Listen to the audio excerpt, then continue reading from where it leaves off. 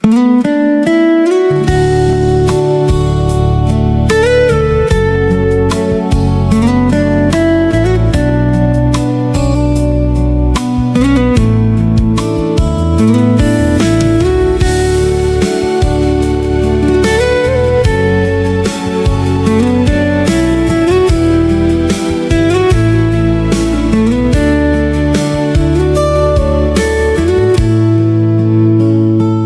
្ងៃ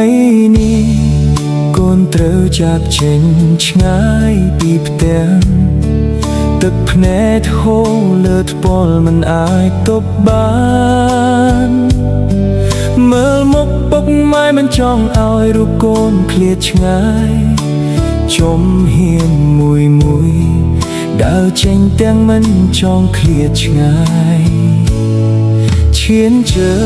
ងមួយដើរចេញទាំងបេះដូងឈឺចាប់ពុកម៉ែអើយកូនមិនចង់ឃ្លាតទេតែជីវិតបងខំឲ្យទៅរកថ្ងៃស្អែកលាពុកម៉ែហើយលាពុកម៉ែកូនទៅហើយណាទោះបីនៅឆ្ងាយក៏ចិត្តកូននៅទីនេះពីណែនាំពុកម៉ែកូនមិនភ្លេចពុកម៉ែជឿចូលកូនស្រឡាញ់ពុកម៉ែ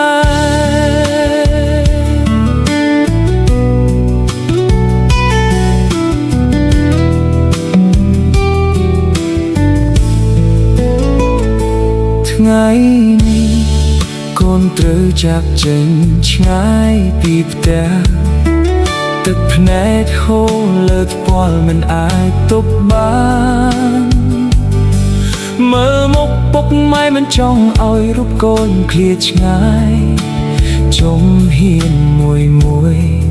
ដើរចេញទាំងមិនចង់ឃ្លាតឆ្ងាយឈានជើងមួយដើរចេញទាំងបេះដូងឈឺចាប់ពុកម៉ែអើយកូនមិនចង់ឃ្លាតទេ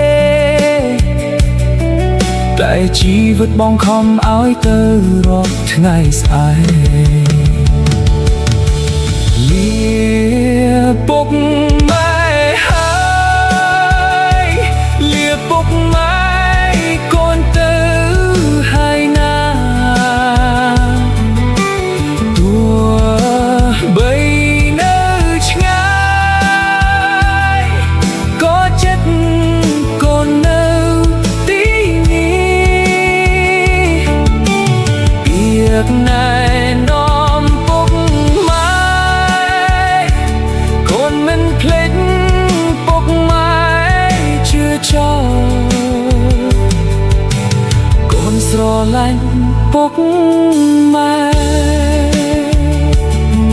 សូមពុកម៉ែថៃខ្លួនកូនស្រឡាញ់ជា